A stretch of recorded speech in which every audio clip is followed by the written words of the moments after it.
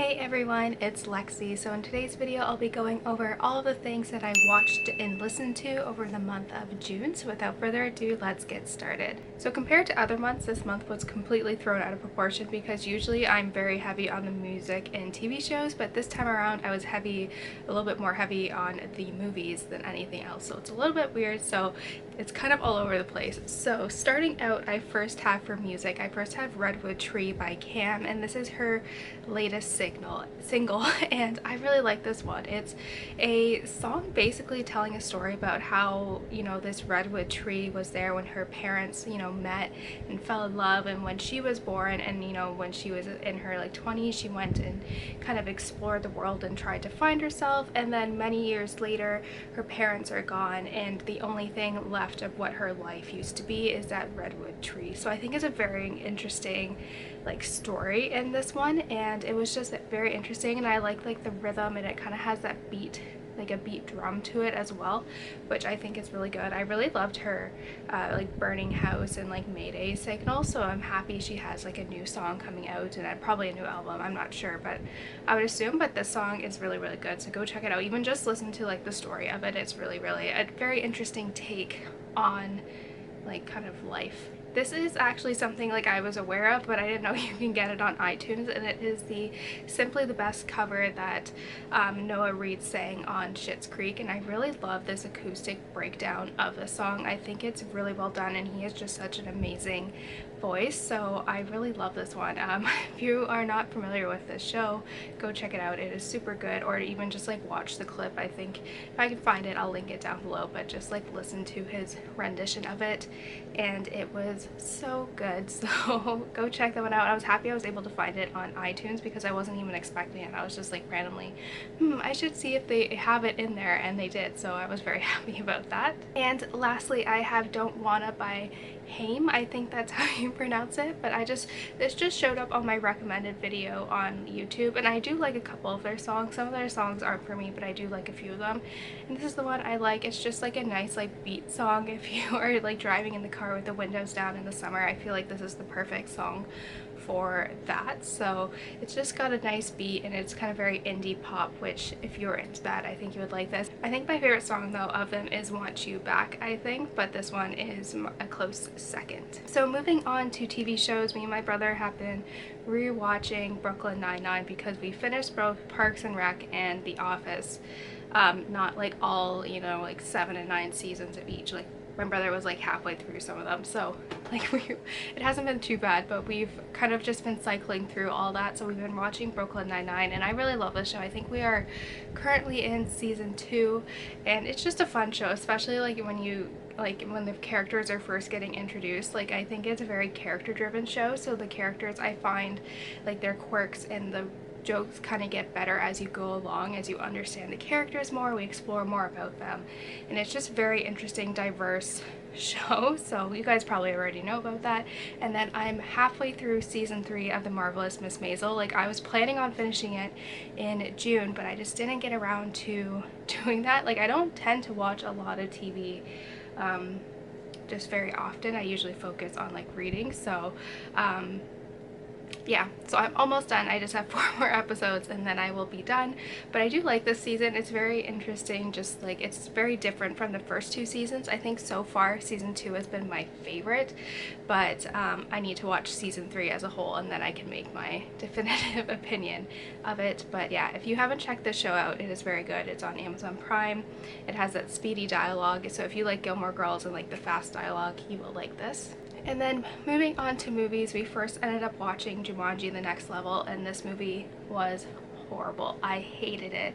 I really loved the first one. I thought it was really well done, and I really kind of exceeded my expectations that I had for it, because I remember just watching it at the school movie theater years ago, not really expecting much, but it was a lot of fun to watch it. But this one, the sequel, I did not enjoy. I think it's also too because I do not like Robert De Niro, and one of the characters was impersonating that. I think if they kept everyone the same, I think it would have been better, but did not like this one at all. I was very disappointed. I gave this a half a star because it was just not good. Like I said, I do not like Robert De Niro, and I don't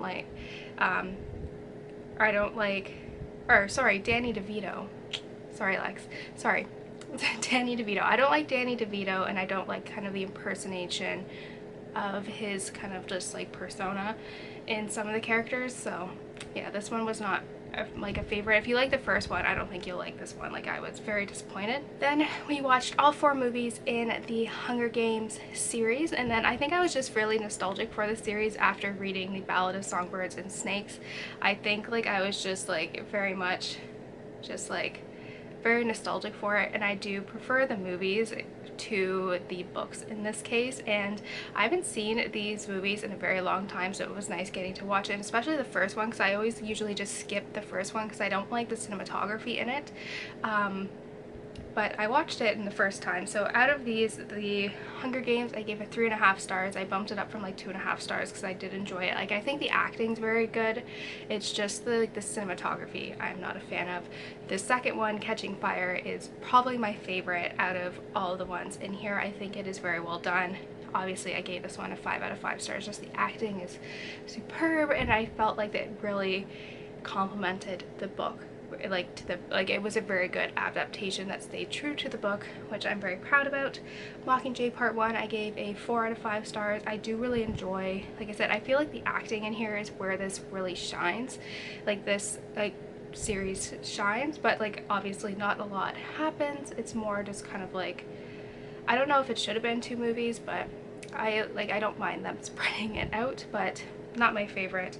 And then obviously Mockingjay Part 2, which I gave a 5 out of 5 stars. I love this ending, and it's just very interesting, and you can see many parallels with what's going on in, you know, Pan Am kind of going on now, and just kind of with you know, government and rioting and all that. It was very interesting, it was very creepy, and it's just an allegory of politics. It is just a very interesting take on this, so it was very interesting rewatching this given the current climate right now. I then watched Late Night with my parents, and I actually really like this. I love Mindy Kaling. I'm a fan of The Office. I haven't watched her like the Mindy Project.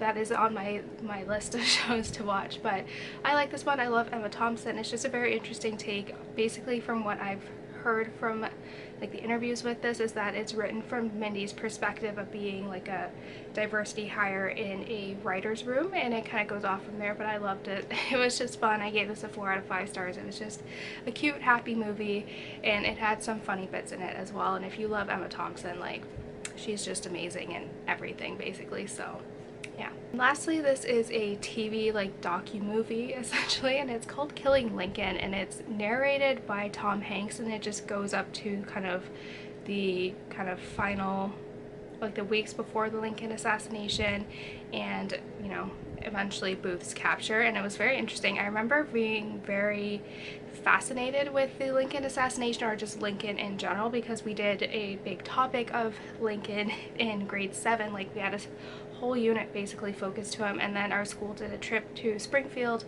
where we got to see like his house, his grave, and like the museum there.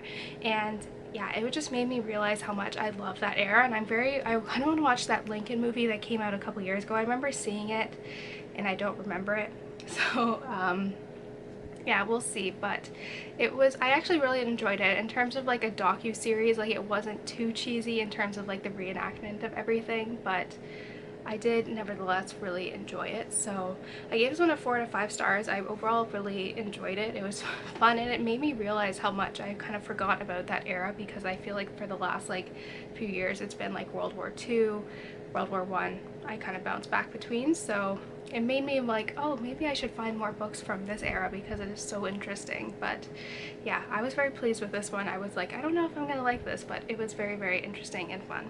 So that's it, guys. Thank you guys so much for watching. I hope you guys enjoyed this video. Let me know in the comments below what some of the things you watched and listened to this month and all of that fun stuff. So yeah, thank you guys so much for watching. Don't forget to give this video a thumbs up, and I will see you guys next time.